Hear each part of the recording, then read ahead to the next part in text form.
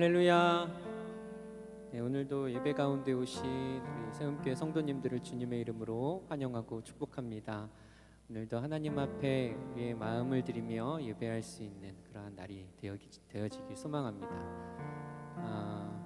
예배를 준비하면서 이렇게 앉아 있는데 참 제 안에 여러 가지 생각들이 있더라고요. 하나님 앞에 예배하러 왔음에도 불구하고 신경 쓸 게 너무 많은 거죠.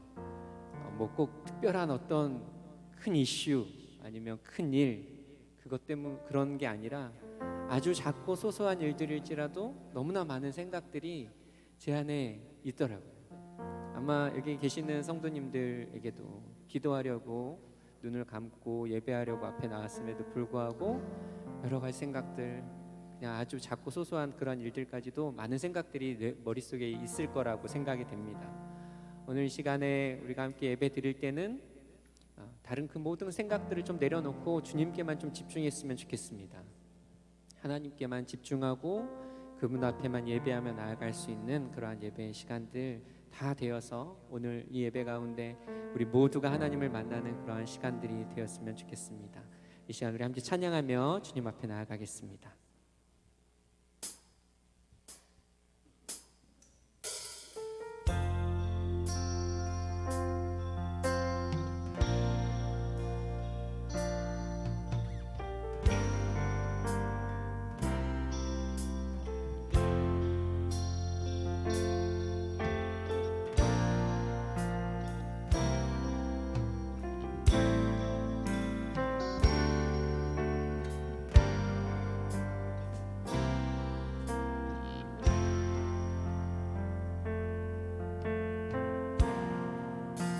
아버지, 아버지, 아버지, 나를 안으시고 바라보시는 아버지, 아버지, 아버지, 나를 도우시고 힘주시는 아버지. 다시 한번 아버지, 아버지, 아버지, 나를 안으시고 바라보시는 아버지, 아버지, 아버지, 나를 도우시고 힘주시는 아버지. 주는 내 마음을 고치시고 볼 수 없는 상처 만지시네. 나를 아시고 나를 이해하시네. 내 영혼 새롭게 세우시네. 다시 한번 찬양합니다. 아버지, 아버지, 아버지, 나를 안으시고 바라보시는 아버지, 아버지, 아버지, 나를 도우시고 힘주시는 아버지. 주는 내 맘을 고치시고 볼 수 없는 상처 만지시네. 나를 아시고 나를 이해하시네. 내 영혼 새롭게 주는 내 맘을 고치시고 주는 내 맘을 고치시고 볼 수 없는 상처 만지시네. 나를 아시고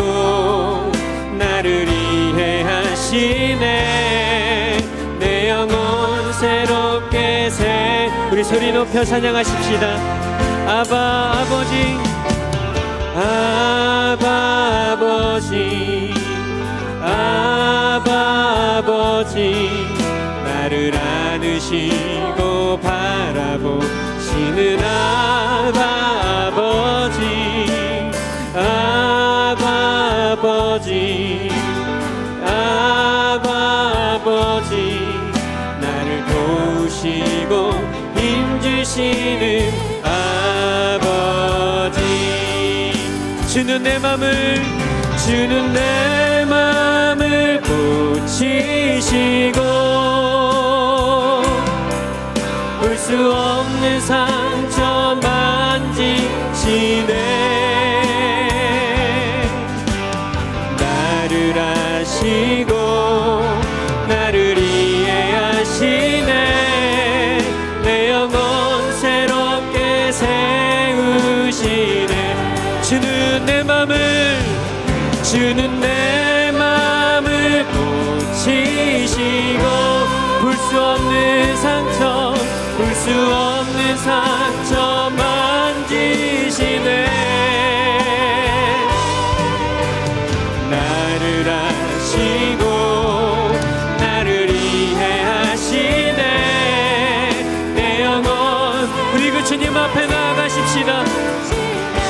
주는 내 맘을, 주는 내 맘을 고치시고 볼 수 없는 상처 만지시네. 나를 아시고 나를 이해하시네. 내 영혼 새롭게 한 번 더. 주는 내 맘을, 주는 내 맘을 고치시고 아멘. 볼 수 없는 상처 만지시네. 나를 아시고 나를 이해하시네. 내 영혼 새롭게 한 번 더 우리의 마음을 주님께 드리며 주는 내 맘을, 주는 내 맘을 고치시고 볼 수 없는 상처 만지시네. 나를 아시고 나를 아시고 나를 이해하시네. 내 영혼 새롭게 세우시네. 나를 아시고 나를 아시고 나를 이해하시네. 내 영혼 새롭게 세우시네. 나를 아시고 나를 아시고 나를 이해하시네. 내 영혼 새롭게 세우시네.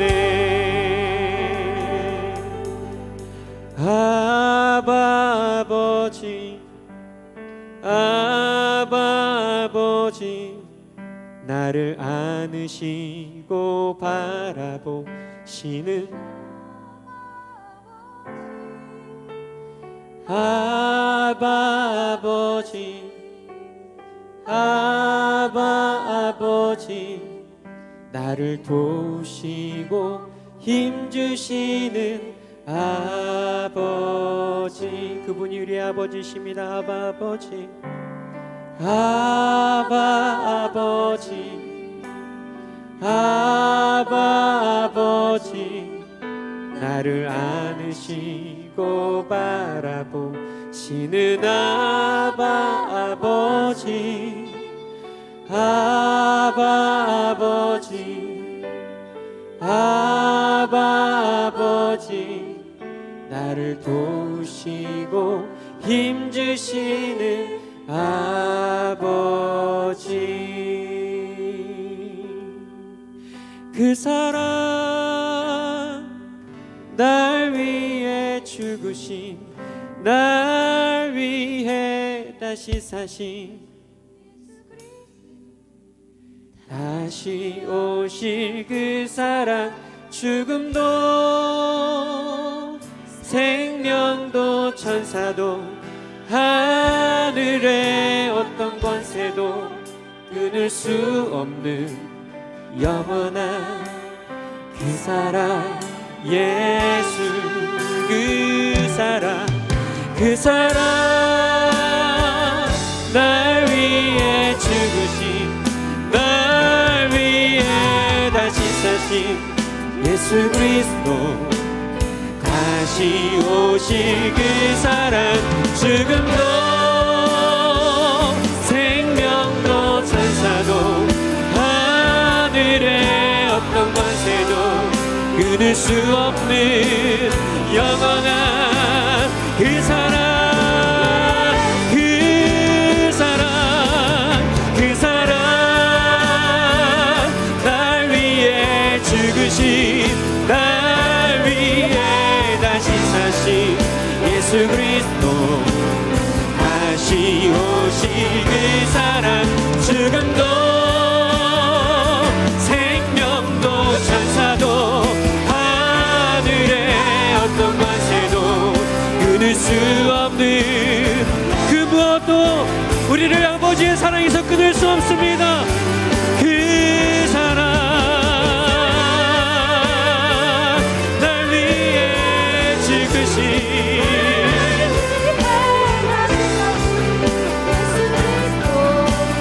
다시 오실 그 사랑, 죽음도 생명도 천사도 하늘의 어떤 권세도 끊을 수 없는 영원한 그 사랑, 예수 주의 팔에, 주의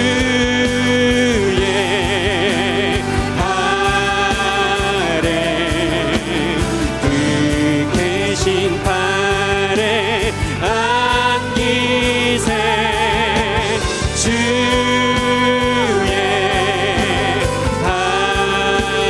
팔에, 영원하신 팔에 안기, 주의 팔에, 주의 팔에, 그 크신 팔에 안기세, 주의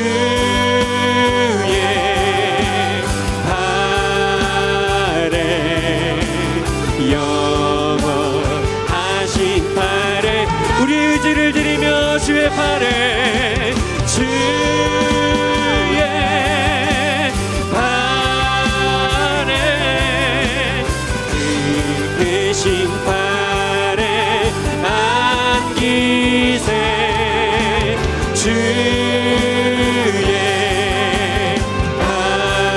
팔에, 영원하신 팔에 안기세. 주는 내 맘을 고치시고 볼 수 없는 상처 만지시네, 나를 아시고 나를 이해하시네, 내 영혼 새롭게 세우시네. 주는 내 맘을, 주는 내 맘을 고치시고 볼 수 없는 상처 만지시네,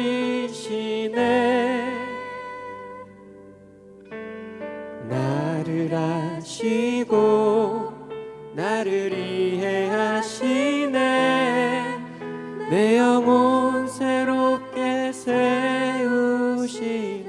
나를 아시고 나를 아시고 나를 이해하시네, 내 영혼 새롭게 세우시네. 너를 아시고 너를 아시고 너를 이해하시네, 내 영혼 새롭게 세우시네.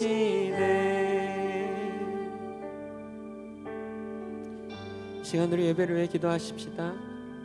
하나님, 오늘도 주님을 기대하며 주님 앞에 나왔습니다.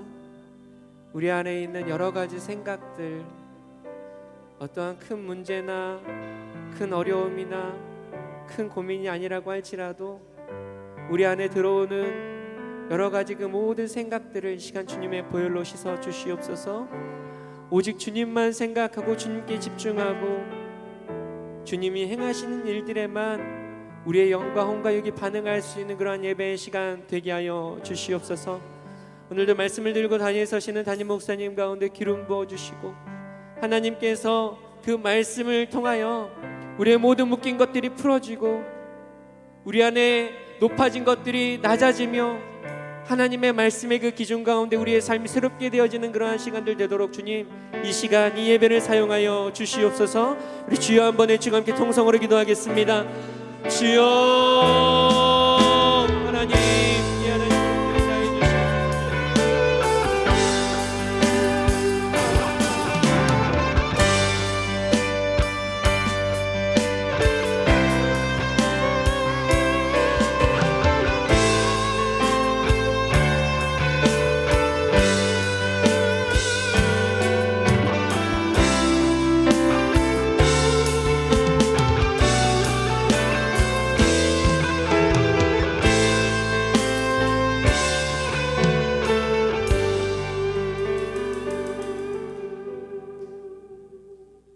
기도하시겠습니다. 사랑이 많으신 하나님 아버지, 언제나 저희들의 삶을 인도하시고 지켜주심을 감사합니다. 하나님의 나라와 의가 이 나라와 이 교회와 저희들의 삶에서 이루어지기를 원합니다. 그리고 하나님의 나라와 의를 먼저 구하는 저희가 될 수 있게 도와주시옵소서. 세상이 악하고 혼란스러우며 자신의 이익을 먼저 생각하는 이때에 세상에서 얻은 경험과 지식이 아닌 오직 하나님의 말씀으로 기준을 삼아 살아갈 수 있게 도와주시고 시험에 들게 하지 마옵시고 저희들 악에서 구하여 주시옵소서. 저희들의 삶 가운데서 하나님의 인도하심이 있음을 믿습니다. 지금 이 시간에 온전히 하나님만 생각하고 하나님만 찾기를 원합니다. 하나님께서 세워주신 목사님에게 하나님의 마음과 하나님의 능력을 허락하시어 하나님의 말씀을 선포하게 하시고 하나님의 말씀으로 이 교회가 그리고 저희가 세상 가운데 바로 살아갈 수 있게 도와주시옵소서. 천지를 창조하신 하나님을 믿습니다. 감사합니다. 예수님의 이름으로 기도드립니다. 아멘.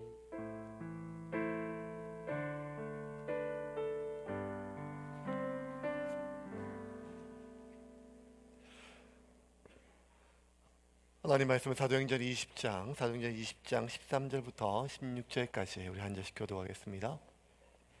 사도행전 20장 13절부터 16절까지 우리 한 절씩 교도하겠습니다. 우리는 앞서 배를 타고 아소에서 바울을 태우려고 그리로 가니 이는 바울이 걸어서 가고자 하여 그렇게 정하여 준 것이라. 바울이 아소에서 우리를 만나니 우리가 배에 태우고 미둘레네로 가서 거기서 떠나 이튿날 기호 앞에 오고 그 이튿날 사모에 들르고 또 그 다음날 밀레도에 이르니라.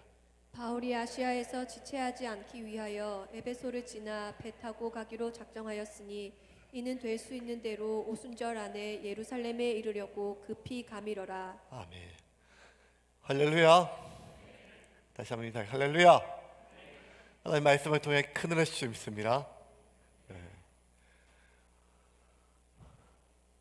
담장에서 떨어져 죽었던 그 소년 유두고와 하나님께서 다시 부활의 능력으로 되살려 주시고 되살아난 그 유두고와 함께 바울은 삼층으로 올라가 같이 떡을 떼고 그리고 날이 새도록 주님의 그 부활의 능력과 영광에 대해서 나누었습니다. 그리고 동이 트자마자 바울의 일행은 다음 여정을 위해서 떠났습니다. 드로아를 떠날 때 그들의 모습에 대해서 누가는 이렇게 기록하였습니다. 13절 14절입니다. 우리는 앞서 배를 타고 아소에서 바울을 태우려고 그리로 가니 이는 바울이 걸어서 가고자 하여 그렇게 정하여 준 것이라. 바울이 아소에서 우리를 만나서 우리가 배에 태우고 미둘레네로 가서 13절, 14절 뭐 바울의 여정들, 수없이 많은 여정들 중에 일부인데 우리 계속 성경을 자세하게 좀 보고 또 지금 설교를 집중해서 듣다 보면 좀 이해할 수 없는 내용들입니다. 13절과 14절은 뭔가 하면 누가를 비롯한 모든 일행들은 배를 타고 드로아에서 아소로 갔습니다. 배 타고 가면 뭐 하루길이 안 돼요. 그런데 아소에서 다시 이 바울을 태우고 미둘럼에 그 다음에 일정을 계속 진행을 했다는 것입니다. 왜냐하면 바울이 그 드로아에서 바울을 제외한 모든 사람들은 배를 타고 그 다음 여정인 아소로 갔고 바울 혼자 나는 걸어서 아소까지 가겠다고 고집을 피웠기 때문입니다. 13절 한번 볼까요? 13절 말씀입니다. 같이 읽겠습니다. 우리는 앞서 배를 타고 아소에서 바울을 태우려고 그리로 가니 이는 바울이 걸어서 가고자 하여 그렇게 정하여 준 것이라. 그러니까 너희들 다 배 타고 가라. 나 혼자 내가 걸어서 가겠다라고 해서 정하여 준 것이다. 정하다, 디아토스라고 하는 단어를 썼는데 디아토스는 결정하다, 선택하다 이런 뜻보다 명령하다는 뜻이 좀 더 강해요. 그러니까 좀 직역하면 너희들 다 배 타고 가서 아소에서 나를 기다려. 나는 걸어서 늦게 도착할 테니까 거기서 나를 기다리라고 바울이 결정한 게보다 명령을 했어요. 왜냐하면 도무지 이해할 수 없는 말이니까 누가나 이 일행들이 그 말을 안 따르려고 했기 때문입니다. 이제 바울은 이 누가의 말에 대해서 좀 절대적으로 따를 수밖에 없는 상황이에요. 왜냐하면 나이도 많고 이제 몸이 많이 병들었어요. 홀로 잘 움직이기가 어려워요.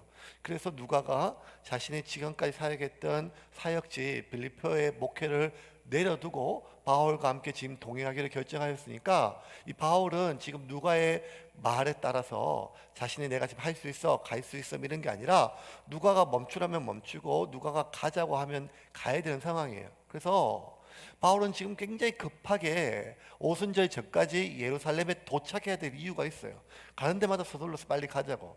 하지만 누가가 지금 이 몸으로 풍랑당해가지고 지금 그렇게 고생하고 바로 가면 큰일 나니까 드로아에서 최소한 일주일은 좀 요양하고 가야 된다고 얘기했을 때 바울이 한시가 급함에도 불구하고 누가의 말을 따를 수밖에 없었던 것은 이제 여러 가지 상황이 자신의 건강이나 자신의 나이나 모든 것들을 자기가 혼자 결정하기 어려운 상황이 됐기 때문입니다.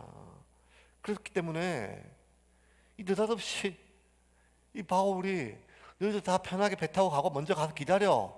나 혼자 걸어서 아소까지 갈 테니까 라고 했을 때 당연히 누가를 비롯했던 일행들이 다 말렸겠죠.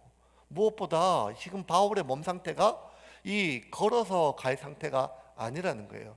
드로아에서 일주일 동안 몸을 만들었지만 그리고 이제 떠날 수 있었지만 그 떠나는 것은 지금 모든 교회가 원래 그냥 드로아가 항구이고 드로아에서 배 타면 쭉쭉쭉쭉 배 타고 내려가가지고 이스라엘까지 그냥 쭉 하면 여정이기 때문에 그래서 일주일이면 된다고 했던 거죠. 그런데 혼자 걸어서 가겠다고 하니까 바울의 몸 상태가 지금 가는 것이 무리라는 것입니다. 두 번째는 배 타고 가는 게 훨씬 빨라요. 왜냐하면 바울이 계속 지금 빨리 급하게 오순절 전까지 도착해야 된다고 하니까요. 그러니까 지금 드로아에서 아소까지 한 50km 정도 되는데 걸어서는 빨리 걸어도 한 이틀 길이 걸리고 배 타고 가면 한 한나절 하루길이면 충분하단 말이에요. 그러니까 훨씬 빨리 갈 수 있다는 거예요. 가는 데마다 바울이 재촉을 했어요. 오순절 전까지는 꼭 가야 된다. 무슨 이유인지는 모르겠지만 바울은 꼭 오순절 전까지는 이 예루살렘에 도착해야 된다고 가는 데마다 재촉을 했단 말이에요. 그걸 누구보다 이 누가와 일행들이 다 알죠. 심지어 이 아소 지나가지고 밀레도에 딱 도착할 때까지 보면 여러분 밀레도 가기 직전에 뭐가 있었는가 하면 에베소가 있었어요. 에베소는 바울이 제일 오래 사역한 곳이잖아요. 그런데 멀리 떨어진 것도 아니고 그냥 가는 길이에요. 그 밀레에서 잠시 들렀다가 가면 되는데 밀레도를 그냥 에베소를 지나서 바로 밀레도에 갔어요. 지나갔어요. 바울. 그 뭐가 똑같은가 하면 저 포항에서 배 타고 거제도 가는데요. 가는 길이니까 부산항에 잠시 들러가지고 교인들 보면 돼요. 그런데 바울이 안 된다. 부사장 지나서 바로 거제로 가자고 그렇게 때를 쓸 정도로 16절 안 보고 16절입니다. 같이 한번 보겠습니다. 바울이 아시아에서 지체하지 않기 위하여 에베소를 지나 배 타고 가기로 작정하였으니 이는 될 수 있는 대로 오순절 안에 예루살렘에 이르려고 급히 감이 일어라. 아시아가 지금 터키 지금 있는 곳도 에베소 지방이에요. 지체하지 않고 빨리 지금 어떻게든지 오순절 안에 예루살렘에 도착하기 위해서 그 에베소를 지나갔단 말이에요. 지나갔단 말이에요. 그러니 이게 얼마나 지금 바울의 마음이 급해요. 이걸 지금 다 알고 가는 데마다 그렇게 얘기를 했던 거예요. 근데 왜 바울이라 한들 왜 에베소에서 지금 바울이 에베소 떠나가지고 마케도니아 한 바퀴 돈 지가 지금 1년이 넘었거든요. 그러니 우리는 지지난주에 바울이 에베소에서 한 명 한 명 우리가 껴안고 파라칼레오 위라오 격려했다 지지난주지만 지금 이 여정은 1년이 훨씬 더 지났단 말이에요. 바울이 다 쭉 유럽까지 갔다가 다시 돌아왔기 때문에 1년 동안 자기가 가장 오래 사역한 곳이고 특별히 한 명 한 명 안아서 축복해 줄 정도로 눈물바다가 되었던 그 에베소의 성도들을 보고 싶죠. 교회를 보고 싶죠. 당연하죠. 바울이라고 왜 그런 마음이 없겠어요. 근데 바울은 지금 오순절 안에 무조건 예루살렘에 도착해야 되기 때문에 그 이유는 뭔지 모르겠지만 그 에베소를 그냥 지나칠 정도로 시간이 급박하다는 거예요. 그러니 누가가 더 속을 모르는 거예요 지금. 아니 그렇게 급하다고 하면 배 타고 가면 훨씬 빨리 그냥 반나절이면 한나절에 늦어도 한나절이면 바람이 덜 불면 아스로 가는데 왜 혼자 이렇게 똥꼬집에 풀려가지고 이틀끼나 되려 혼자 걸어갔다고 하니까 도저히 안 되겠는 거예요. 그래서 설명을 하죠. 몸 상태도 안 된다. 이게 훨씬 더 빠르다. 막무가니까 정 안 돼서 하도 완강하니까 누가를 비롯한 사람들이 그러면 우리 같이 걸어가겠다. 어차피 우리 아스로 가도 당신 기다려야 되는데 선생님 기다려야 되는데 뭐하러 우리 배 타고 가겠냐. 우리가 여기까지 지금 목회하는 사역지 그쳐 두고 아리스타고는 지금 이 고린도에서부터 600km를 그냥 혼자 같이 왔거든요. 지금 같이 따라오는 사람들이 얼마나 많아요. 혼자 걸어갈 수 없으니까 혼자 보낼 수 없으니까 그 사람들이 배 타고 그냥 예루살렘 가면 됐지만 고린도에서 그러지 않고 600km를 함께 와준 사람들이 지금 많잖아요. 이 사람들이 그럼 우리 같이 가자. 같이 걸어가겠다. 우리도 무슨 이유인지는 모르겠지만 이해가 안 되지만 선생님 그러면 우리가 혼자서는 도저히 못 보낸다. 그랬더니만 바울이 이제는 고집이 아니라 명령을 하고 디아타서. 잘 들어. 이거 명령이야. 내가 혼자 가야 돼 지금. 아무리 내가 뭐라고 얘기해도 지금은 내 말을 들어. 바울과 누가 그리고 누가를 비롯한 아리스타고와 많은 사람들은 상하관계가 아니에요. 담임 목사, 부목사 뭐 이런 것도 아니고 동력자란 말이에요. 명리하고 이런 것이 아니고 동력자였어요. 지금까지. 근데 단 한 번도 이렇게 강하게 마치 상관이 부하에게 명령하듯이 디아타소 이렇게 명령한 적이 없었던 바울이 강하게 명령하는 거예요. 이거는 명령이다. 너희가 이해하든 못하든 따라주든 못하든 먼저 배를 타고 가서 나를 기다려. 나는 이틀 동안 걸어서 가겠다는 거예요. 그러니 이제 누가를 비롯한 사람들이 도무지 속을 모르겠는 거예요. 이해가 안 되는 거예요. 아니 왜 이렇게 고집을 피우는지 정말 이해가 안 되는 거예요. 저도 이번 주에 아주 고집을 피우는 저희 어머님 때문에 아주 죽을 뻔했습니다. 금요일 날 이제 암 수술을 큰 수술을 지금 정해놓고 시골에서 모셔왔는데 나이가 이제 88세시니까 90이 다 되셨잖아요. 수술이 안 돼요. 안 되는데 이제 그냥 수술 안 하면 장이 다 막혀서 돌아가시니까 어쩔 수 없이 선택상에 수술을 해야 되니까 여러 가지 마음이 복잡하고 또 의사들은 항상 최악을 먼저 얘기하니까 뭐 항상 그게 막 마음이 막 심란해 죽겠는데 그래서 이제 어머니 설득하고 수술을 해야 된다 얘기하고 알겠다 수술을 받겠다 얘기하는데 이제 저는 이제 마음이 막 여러 가지 마음이 들죠. 하고 그리고 이렇게 수술 정도가 아니라 마취해서 못 견 이렇게 너무 고령이니까 걱정이 되는데 지난주부터 이 어르신이 뭘 고집을 피웠는가 하면 함창에 다녀오겠대요. 왜 다녀오냐 하니까 마당에 고추 모종에 물 줘야 된대요. 그리고 창고에 비 셀까봐 깡통 났는데 깡통 넘칠까봐 그 비우고 와야 된대요. 그래서 벌써 그게 걱정이 돼가지고 그 시골에 사는 어떤 분한테 저희 어머니 표현에 술만 먹는 탁객한테 막걸리 값 주고 그 비우라고 다 얘기해놨대 벌써. 그런데도 본인이 지금 그게 저희 어머니 한번 꽂히시면 뭐 해야 되거든요. 그래서 제가 얘기를 했죠. 어머니 지금 가면 안 돼요. 안 돼요. 간 거고. 그리고 자기가 그냥 버스만 태워주면 버스 타고 가시겠대요. 저희 어머님은 지금 상태가 어떤가 하면 30분마다 혈변을 보세요. 30분마다. 그러니까 계속 얘기를 하죠. 어머니 지금 안 돼요. 그러니까 기저귀 큰 거 채워주래요. 그래서 제가 계속 얘기했어요. 어머니 지금 가면 어머니 지금 수술 받아야 되는데 이게 제일 큰일인데 왜 이렇게 고집을 피우냐고. 고추 오중 4개 그 다 죽어도 된다고. 그거 창고에 그 비 좀 세면 어떠냐고. 그리고 막 온갖 얘기를 하다가 제 집에 설명을 하고 화를 냈다가 혼자 가면 그래도 혼자 가겠다는 거예요. 절 버스만 태워달라는 거예요. 한참 하다가 그러면 안 되는데 막 성질 내고 하는데 이 어르신이 고집을 안 꺾으시는 거예요. 안 꺾으시는 거예요. 그렇기 때문에 저희 어머님이 죽자 사자 이 돈이 중요하니까 제가 얘기했어요.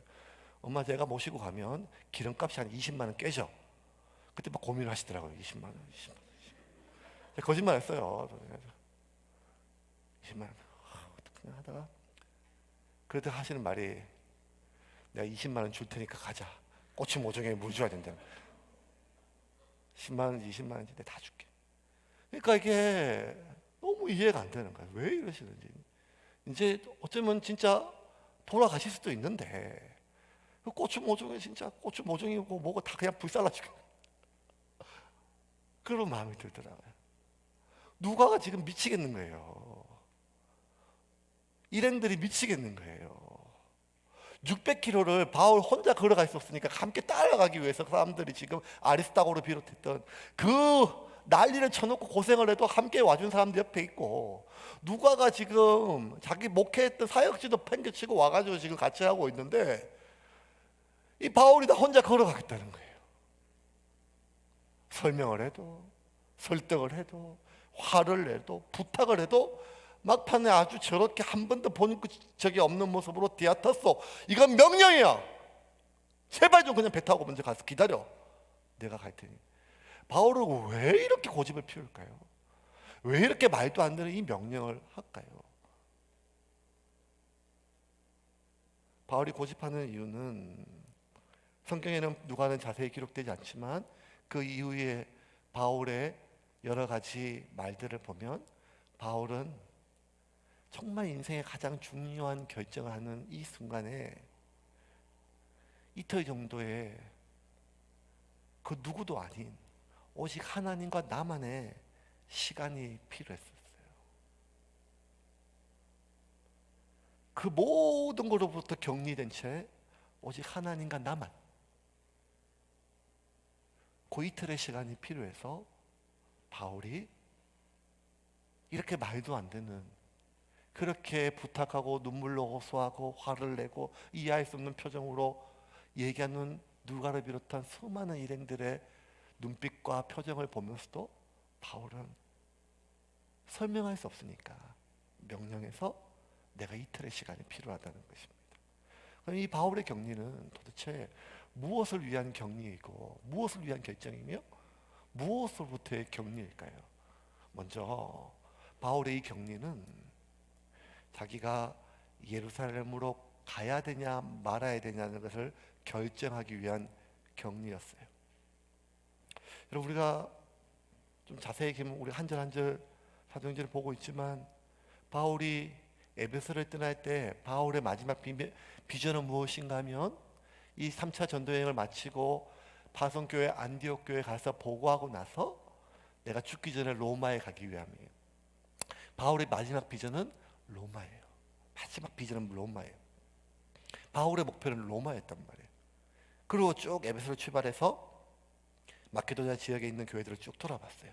근데 그 1년의 시간 동안 성경은 짧게 몇 구절 안 나왔지만 그렇게 마케도냐의 빌립보, 데살로니가, 베레아 그리고 고린도를 내려오면서 바울의 말에 로마가 사라졌어요. 그리고 바울의 말에 뭐가 있나만 계속 보면 오순절 전에 예루살렘에 가야 된다는 거예요. 예루살렘에 가야 된다.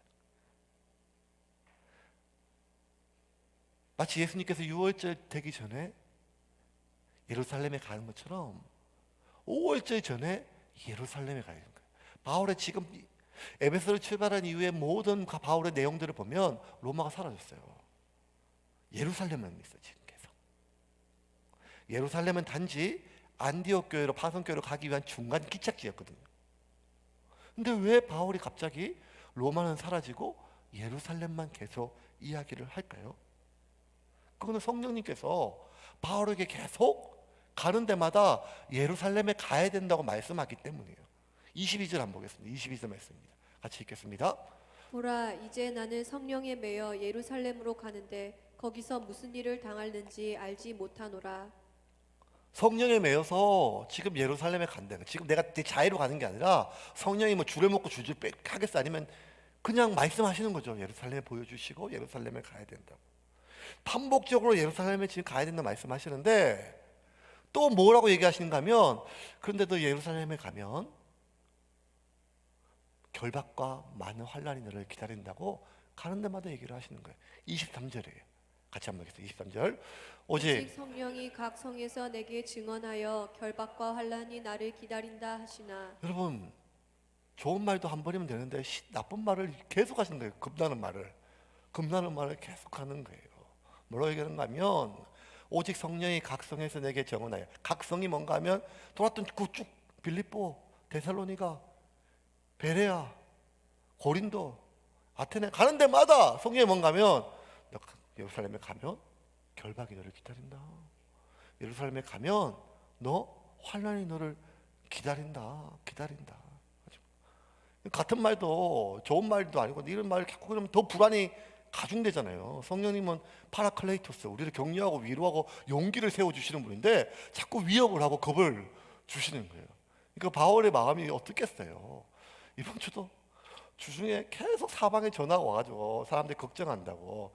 이번 주에 교회 괜찮겠냐? 야, 벌금 물고 괜찮겠냐?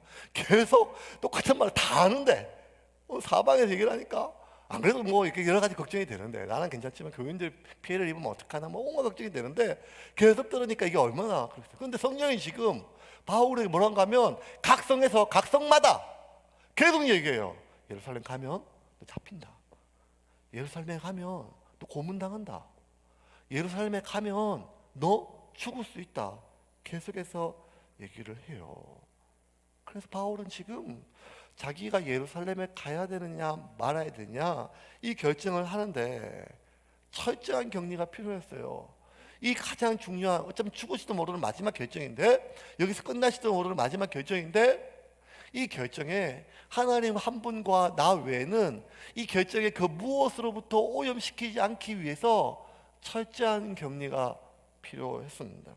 무엇으로부터의 격리인가 하면, 무엇으로부터의 오염인가 하면 나를 걱정해 주는 사람들로부터의 격리였어요.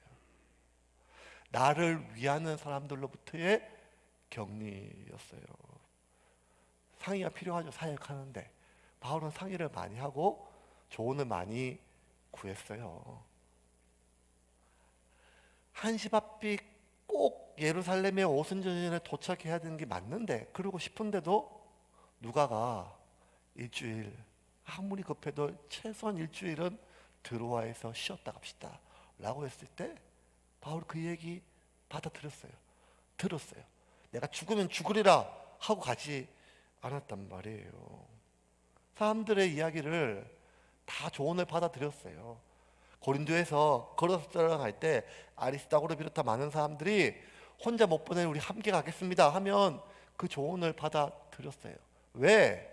그 조언이 누가 해주는 조언인가 하면 나를 위해 진짜 많은 것, 아니 모든 것을 포기한 사람들이었어요. 그 사람들이 나 하나 때문에 진짜 나한테 진짜 아무것도 볼 거 없고 나 때문에 손해만 보고 핍박만 당하고 고난만 당하는데, 그럼에도 불구하고 나 때문에 나를 위해서 나를 좀 살려보려고, 나를 좀 어떻게든지 좀 도와주려고 그냥 좀 자신 물질 얼마가 아니라 자신의 인생, 자신의 가족, 이 모든 것들 다 포기하고 지금까지 나를 함께 해준 이 사람들이에요. 그러니까 이 사람들의 말을 바울이 무시할 수가 없죠. 다 들었어요.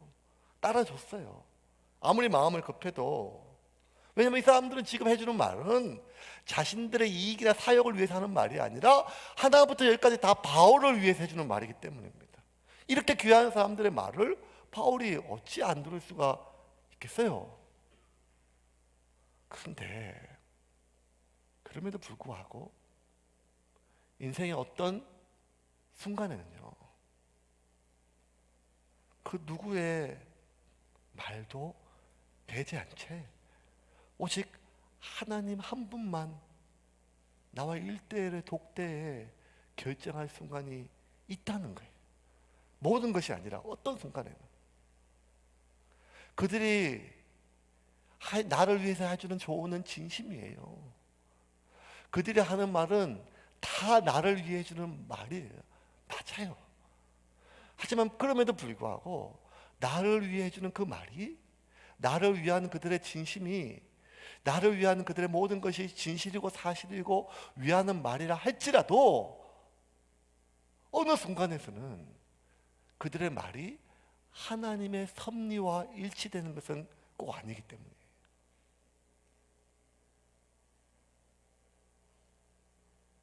여러분도 인생 살다 보면 이런 경우가 종종 있지 않겠습니까? 제가 신학을 결정한 것은 고등학교 1학년 때고, 그리고 실행한 것은 고등학교 3학년 때죠. 불신 가정에서 많은 가족들이 아니라 다 말렸죠. 말린 게 아니라 그냥 큰형님은 지근지근 밟았죠. 쫓아내고. 저를 위한 거죠. 저를 위한 거죠. 아버님까지도 눈물 흘리면서 말리셨으니까요. 진심의 마음이죠. 자식을 위해 부모의 마음이 진심이 아닐 수가 있겠습니까? 그런데 어느 순간에는 오직 하나님과 나와의 1대1 밖에는 결정이 안 되는 순간이 있단 말이에요. 많은 사람들이 진심으로 나를 위하는 말이지만, 그 사람들의 말이 정말 나를 걱정하는 말이지만, 어느 순간에는 하나님의 섭리 속에 오직 하나님과 나와의 관계 속에서 결정해야 될 순간이 있다는 거예요. 담임 목사 되고 나니까 이게 정말 힘들어요. 부목사 때는 쉬워요. 시키는 대로 하면 되거든요. 근데 담임 목사가 되니까 온갖 그런 결정을 계속해야 돼요. 계속해야 돼요. 심지어 주일날 도시락의 종류까지도 결정을 해줘야 돼요.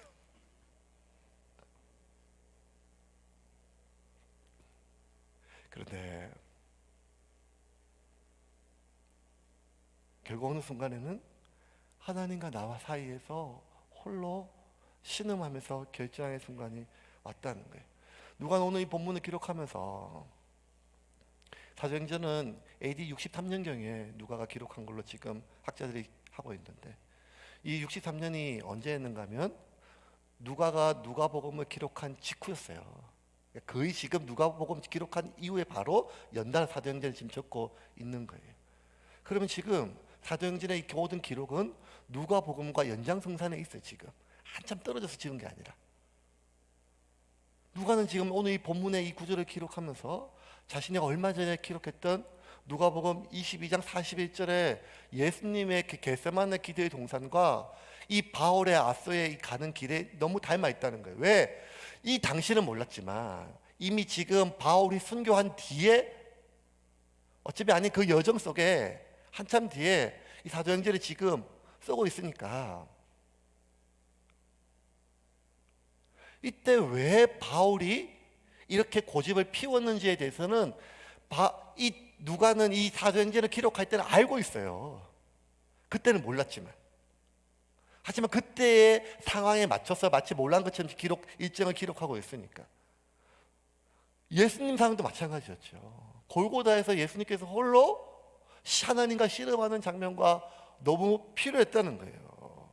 누가복음 22장 41절입니다. 같이 보겠습니다.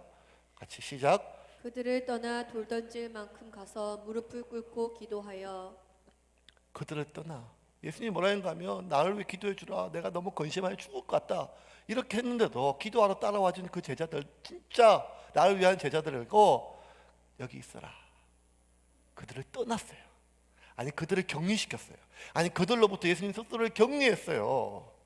홀로 신음하면서 하나님과 독대하면서 결정해야 될 마지막 인생의 가장 중요한 자신의 생애의 마지막 결정이었어요. 이 잔을 마실지 말지에 대해서 그들을 떠나 했어요. 그 예수님이 그 떠났던 그들이 누군가 하면 예수님을 위해서 배와 그물과 처와 자식을 다 버려둔 사람들이에요. 3년을 함께 먹고 마셨고 동고동락했던 제자고 가족이었고 유일한 형제였어요.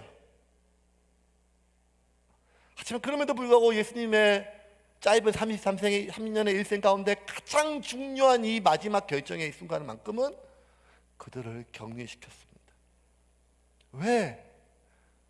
예수님의 제자들에게 알아듣지 못했지만 내가 십자가에서 많은 고난을 받고 죽어야겠다, 그래야 된다는 말을 할 때마다 제자들이 빗대를 세우면서 말렸어요. 예수님 왜 죽냐고.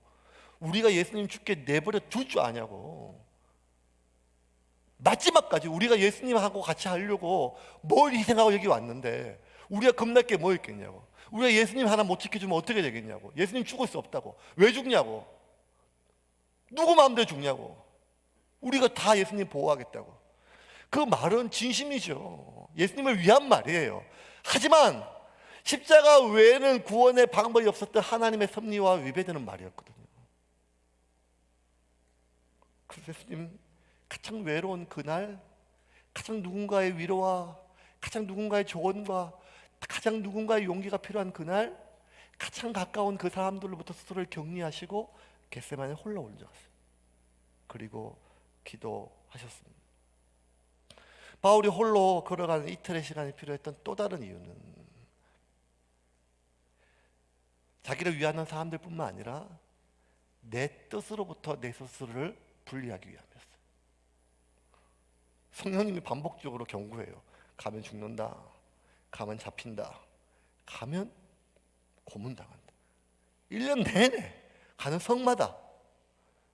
여러분, 바울이 수년 동안 한 번도 생면보지 가보지도 못했던 그 수많은 땅들, 수천 킬로의 땅을 그렇게 전도여행할 수 있었던 것은 지도 한 장 없이, 온전한 지도 한 장 없이 갈 수 있었던 것은 성령님이 친히 내비게이션이 되어주셔서 그렇거든요.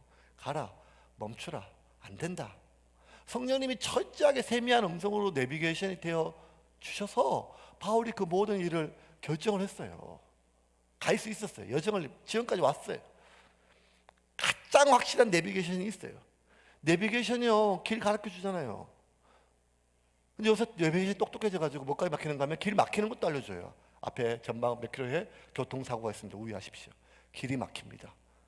길이 막힌다, 교통사고가 났다, 아니면 없다, 그러면 당연히 돌아가는 게 맞지요. 바울 그렇게 했어요. 고린도에서 배 타고 예루살렘 넘어가려고 하는데 성령님께서 세미한 음성으로 그 배 안에 사람들이 너를 죽이려고 모의를 하고 있다. 그 배 타면 너 죽는다 라고 얘기해 주니까 바울이 두말하지 않고 그 배를 돌려서, 배가 아니라 600km를 되돌아왔단 말이에요. 왜냐하면 성령님이 말씀해 주니까요. 그러면 바울이 가는 데마다 성령님께서 너 가면 안 된다, 가면 죽는다, 가면 고문당한다 얘기하면 성령님이 예루살렘으로 가는 것을 지금 막으시는구나 라고 해석할 수 있지 않겠습니까? 아니, 더 솔직하게 얘기하면 그렇게 해석하고 싶었어요. 그렇게 해석하고 싶었어요. 정말 하나님께서 성령님이 나한테 막으시는 거라고 해석하고 싶었어요. 이 길 안 가고 싶으니까요. 왜 그렇게 해석하고 싶었는가 하면 아직 이 세상에 뭐가 미련이 남아서가 아니라 이제는 아픈 게 지긋지긋해요. 아픈 게 지긋지긋해요. 이제는 지긋지긋해요. 그 고통이에요. 내 맞는 게요, 욕 듣는 게요, 비난 듣는 게요, 내가 언제 이 사람들에게 돌에 맞을지 모른다고 하는 불안이 이제는 지긋지긋하단 말이에요. 삶의 미련이 남아서가 아니고요. 말기암 환자들이 자살을 해요. 왜냐하면 어차피 죽어서 그런 게 아니라, 살 소망이 없어서 그런 게 아니라 아픈 게 지긋지긋했어요. 더 안 아프고 싶었어요. 교제하다가, 결혼했다가 영혼이 찢어지는 고통 속에서 이혼의 아픔을 겪으면, 헤어짐의 이성을 겪으면 누군가를 또 만나는 것이 두려워요. 외롭지 않아서가 아니라 또 그 지옥 같은 이별의 과정을 또 겪는 것이 이제는 너무너무. 부부가 같이 살다가 어느 순간 부부가 서로 말이 없어지는 순간이 오는 것은, 이제 옛날처럼 그렇게 윽박 지르고 서로의 가슴에 상처를 내고 싸우는 게 너무너무 지긋지긋해가지고 아예 말을 안 하고 지내게 되는 거죠. 바울이 뭐가 이 삶에 미래를 남았겠어요? 뭘 더 살고 싶었겠어요? 바울이 편지 보는 데마다 나 하루 빨리 하나님께 가고 싶은데 이 땅에서 소명이 남았다는 거예요. 세상에 아무런 미련이 없어요. 그런데도 불구하고 예루살렘에 안 가고 싶은 건 뭔가 하면 이제 그만 아프고 싶은 거예요. 그만 욕먹고 싶은 거예요. 그만 고문당하고 싶은 거예요. 왜? 그 고난이, 그 고통이 지긋지긋했기 때문입니다. 예수님도, 바울은 성령님이 예루살렘으로 자꾸 이끄시는 걸 알았어요. 하지만 그럼에도 불구하고 이것이 막으시는 것처럼, 예루살렘의 길을 막으시는 것처럼 해석하고 싶었던 것은 하나님의 뜻을 몰라서가 아니라 그 고통이 지긋지긋했던 것처럼 예수님도 이 땅에 오실 때부터 십자가 때문에 오셨어요. 예수님은 세상을 창조주 하나님이기 때문에 세상을 창조하기 전부터 십자가 외에는 이 사람들을, 이 인간들을 구원할 수 있는 방법이 없음을 알고 계셨어요. 그런데도 불구하고 예수님이 마지막에 하나님 앞에, 하나님, 할 수만 있으면 내가 십자가 안 지고 방법이 있겠습니까? 라고 물었던 거는 예수님도 십자가의 고통이 싫었던 거예요. 아니, 두려웠던 거예요. 인간이니까요. 지긋지긋하신 거예요. 이 땅에 왜 왔는지 알고 그 하나님 뜻인지 알면도 불구하고 그 하나님의 뜻을 아는 것과 그 하나님의 뜻을 내가 받아들이기 위하여 내가 대가 지불하는 것은 또 별개의 문제거든요. 근데 그 대가 지불이 내 살을 찢고 내 영혼을 찢고 내 고통, 내 모든 것을, 내 존재를 완전히 발가벗겨져서 모든 수치가 드러나는 것이라면 그거 예수님 안 하고 싶었거든요. 그래서 마지막 그 기도 시간에 예수님께서 이렇게 기도하셨어요. 누가가 그 기도를 듣지 못했죠. 하나님 외고 예수님 외에는 누가 그 기도를 들을 수가 있겠어요. 하지만 성령님의 그 세미한 조명하심으로 그 예수님의 마지막 기도를 누가가 받아서 적었어요. 22장 42절입니다. 같이 읽겠습니다. 이르시되 아버지여, 만일 아버지의 뜻이거든 이 잔을 내게서 옮기시옵소서. 그러나 내 원대로 마옵시고 아버지의 원대로 되기를 원하나이다 하시. 잘 보세요. 아버지의 뜻이 무엇인지를 왜 모르겠어요. 예수님은 삼위일체니까 하나님과 늘 영원전부터 함께 하셔서 아버지의 뜻을, 성부 하나님의 뜻을 누구보다 알기 때문에 알죠. 그럼에도 불구하고 그 성부의 뜻과 나의 뜻이 지금 달라요. 최종적으로 인류를 구하는 건 맞지만 이렇게까지 고난받으면서 해야 될 것에 대해서는 다른 방법이 있지 않을 것에 대해서 하나님께 얘기하는 것은 다른 방법이 있을지도 모른다고 하는 생각이 아니라 인간으로 태어났기에, 철저한 인간이기에, 인간 예수님은, 그 인간 예수님의 뜻은 이 잔을 안 지는 것이니까 하나님께 마지막 기도였거든요. 이 예수님의 가장 솔직한 마음이에요. 근데 예수님이 마지막 그 기도 속에 내 뜻으로부터 스스로를 격리하였어요. 하지만 내 뜻대로 되지 마시고 아버지의 뜻대로, 아버지의 원대로 하옵소서. 나의 뜻을 거두고 하나님의 뜻을 받아들이는 것의 그 대가 지불이 나의 살을 찢고 나의 지금까지 살아왔던 모든 삶을 찢으며 나의 전 존재를 찢는 것이라면, 그 고통이라면, 내 뜻을 찢고 하나님의 뜻을 받아들이는 그 기도는 전쟁이었어요. 말 그대로 내 뜻이고 내 살과 내 삶이 다 찢어지는, 피와 살이 찢기는 전쟁이었어요. 그 너무 치열한 전쟁에 그 마지막 아들 예수의, 그 예수님의 그 마지막 홀로 싸우는 전쟁이, 너무 피와 살이, 내 뜻을 찢고 하나님의 뜻을 받아들이는 그 전쟁이 너무 고통스럽고 안쓰러워 보여서 하나님은 천사를 보내가지고 그 기도를 도우셨어요. 하지만 천사까지 와서 그 돕는 그 마지막 전쟁에서 예수님은 십자가에서보다 더 먼저 핏방울처럼 떨어지면서 피를 흘리셨어요. 누가복음 22장 43절 44절입니다. 같이 읽겠습니다. 천사가 하늘로부터 예수께 나타나 힘을 더하더라. 예수께서 힘쓰고 애써 더욱 간절히 기도하시니 땀이 땅에 떨어지는 핏방울같이 되더라. 이게 예수님의 마지막 기도였어요. 마지막 기도였어요.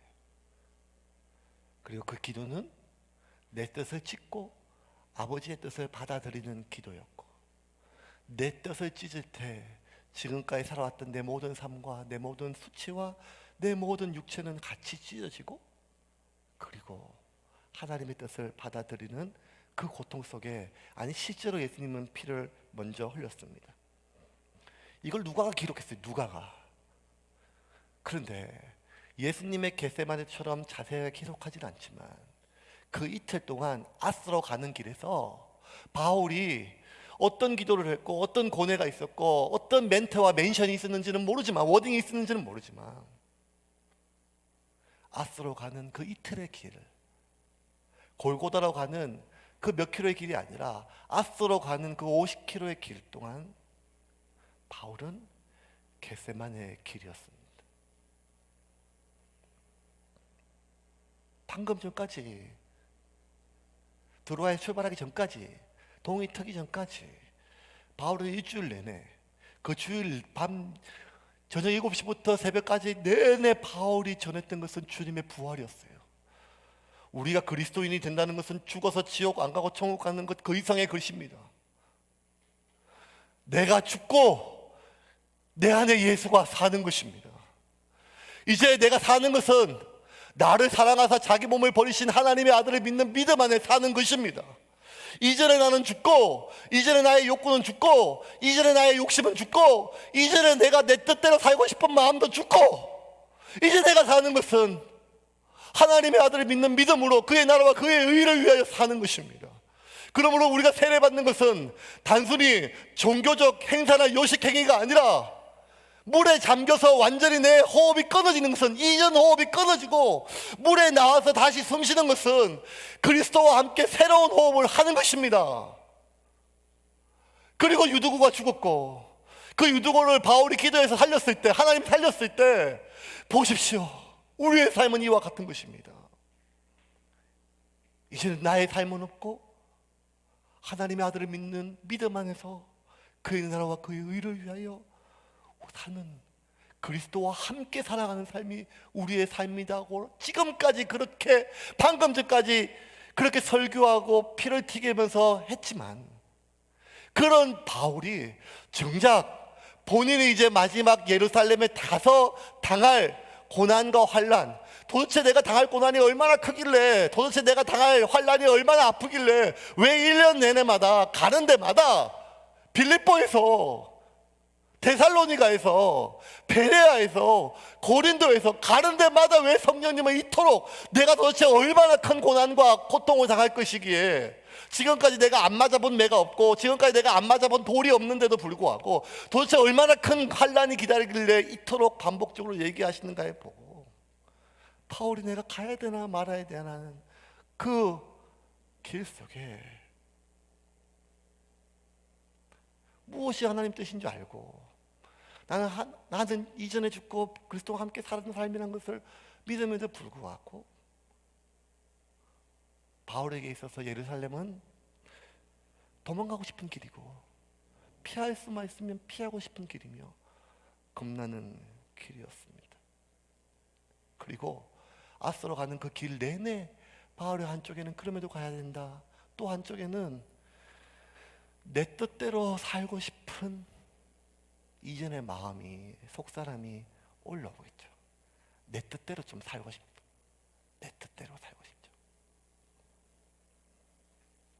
20년 시부모 모시면 이제 내가 누군가의 며느리가 아니라 나도 하루라도 좀 편하게 집에서 발 뻗고 지내고 싶은 며느리의 마음을 누가 이해를 못하겠어요. 바울 역시 이제 내 뜻대로 하루, 마지막 삶, 얼마 남지 않는 이 고통, 이거 하고 싶은 마음이 올라오겠지요. 그런데 그 내 뜻대로 이제는 나를 위해 살고 싶은 마음, 그 내 속사람을, 내 뜻을 격리하고 죽이는 일은 진짜 말 그대로 나를 죽이는 일이었어요. 바울이 나는 날마다 죽노라라고 하는 것은 설교 멘트가 아니라 실제로 그의 삶 가운데 매일매일 일어나는 피가 떨어지는 그의 고백이었습니다. 이제 말씀을 좀 정리하겠습니다. 본문을 보면서 이번 주 설교를 준비를 하면서 저는 또 성경이 또 새롭게 보이는 거예요. 예수님이 왜 아무리 피곤해도 아무리 바빠도 매일 한적한 시간에 한적한 공간에 홀로 기도했는지는 지금까지 나를 위하는 그 수많은 제자들로부터 나에게 박수치고 때로는 비난하고 십자가에 못 박으라고 하는 그 비난들로부터 철저하게 자신을 격려하여 날마다 하나님과 나 자신 속에서 1대1의 관계 속에서 그렇게 기도했던 그 시간,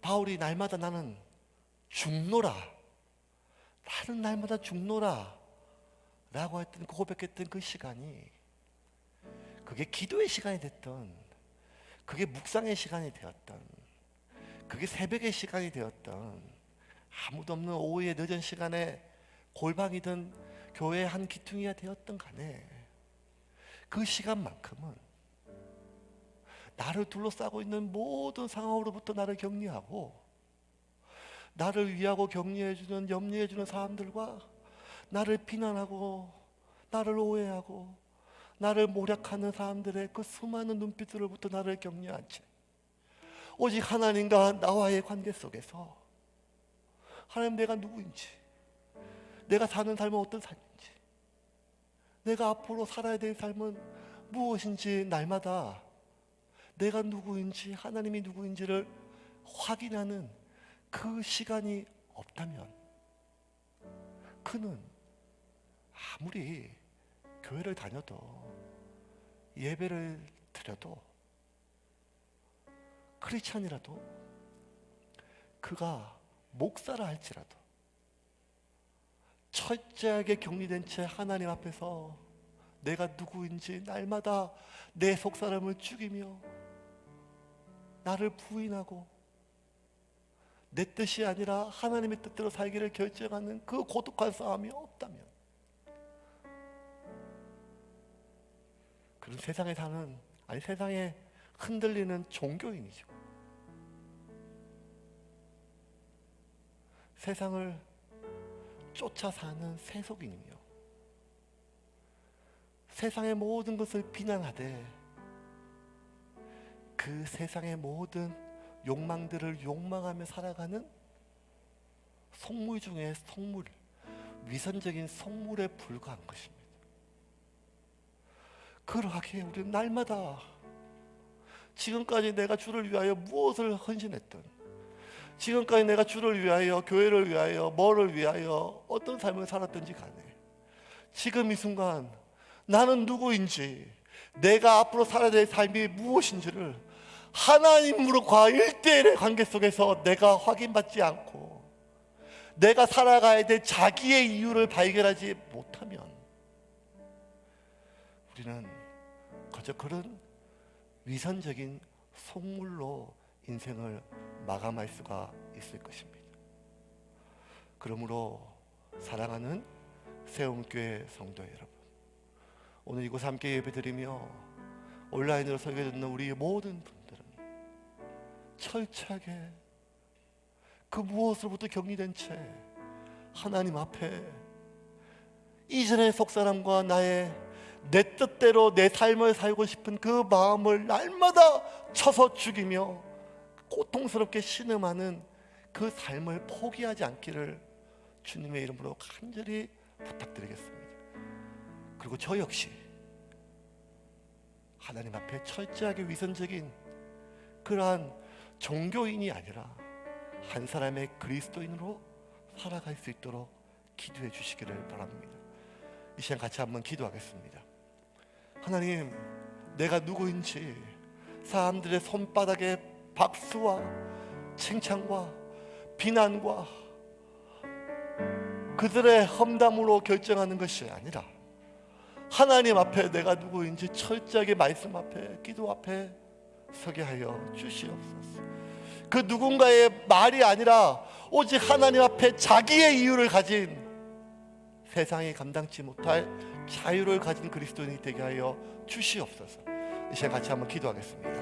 하나님, 저희들에게 은혜를 더하여 주시고 주님의 십자가 앞에, 주님의 말씀 앞에, 은혜 앞에 우리가 온전히 살아갈 수 있도록 인도함 받기를 소망합니다. 주님, 우리에게 은혜를 더하여 주시옵소서. 하나님, 겟세마네 기도하신 그 주님처럼 하나님 앞으로 올라가는 그 이틀의 그 길처럼 날마다 우리가 가는 그 길이 있게 하여 주시옵소서. 사람들의 박수와 사람들의 비난과 사람들의 격려와 사람들의 그 모든 모함이 아니라 하나님, 철저하게 하나님 앞에 내가 누구인지를 날마다 발견하며 살아갈 수 있도록 주님 인도하여 주시고, 이제는 내가 사는 것이 아니라 내 안에 계신 그리스도를 믿는 믿음 안에서 하나님을 위해 살아가는 삶을 내가 질 수 있도록 주님 우리에게 은혜를 다하시고 붙잡아 주시옵소서. 성령 하나님 함께 하시고 붙잡아 주시옵소서. 예수님의 이름으로 기도합니다. 내게 네 양육과 찬양하며 준비하신 이만 함께 드리겠습니다. 내게 있는 양육과 주께 가져와 그 발 위에 입 맞추고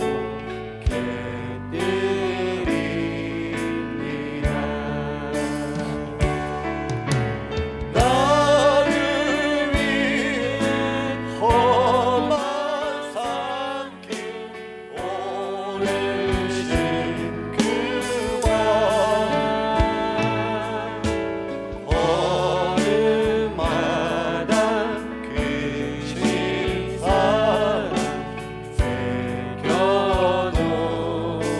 새겨놓았네.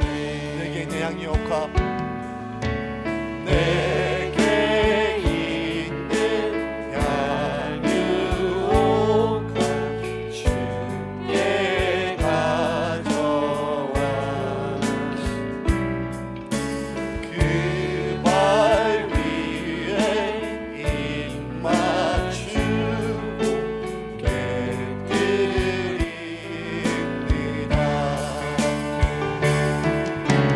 나를 위해 십자가에 달리신 그와 흘린 피로 나의 죄를 쏟아졌네. 이번 주 또 여러분 아스로 가는 길을 포기하지 마십시오. 좀 피곤하죠. 또 답답하고 일이 많고 많은 사람들의 소리와 눈초리가 우리를 둘러싸고 있지만 여러분 각자 여러분의 아스로 가는 길이 있어야 됩니다.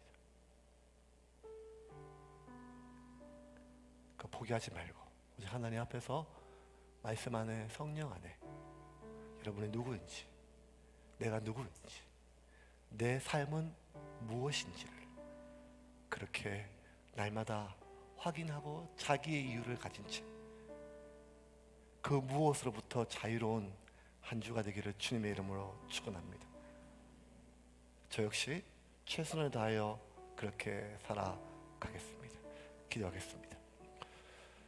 하나님 감사합니다. 사랑하는 주의 종들이 주님께 마음을 다하여 예배드리며 주의 영광과 10의 주와 선경금과 이 모양 저 모양 작정하여 드린 모든 예물 위에 기름 부어 주시고 우리의 시간과 물질뿐만 아니라 생명까지도 주님께 드려지는 거룩한 산제물 되는 인생 되게 하여 주시옵소서. 사박의 우겨쌈을 다한 것처럼 모든 생업의 길이 끊기고 묶여있는 주의 종들을 불쌍히 여기시고 그들의 모든 길을 열어주셔서 하나님이 먹이시고 입히시는 삶이 무엇인지를 경험할 수 있도록 이끌어 주시옵소서.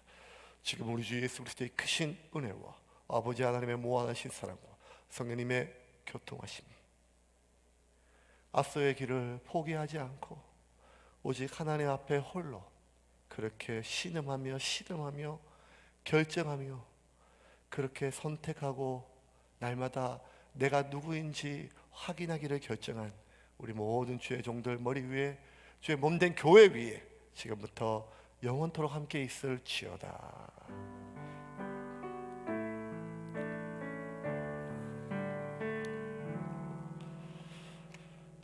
여러분 수고하셨습니다. 또 방역 지침이 또 내려와서 우리가 할 수 있는 것은 또 따르고 또 그렇게 하도록 하겠습니다. 여러분들 최선을 다해서 또 여러분 마음을 모아서 그렇게 예배하고 또 기도하는 일에 여러분 최선을 다해 주시면 감사하겠습니다. 수고하셨습니다.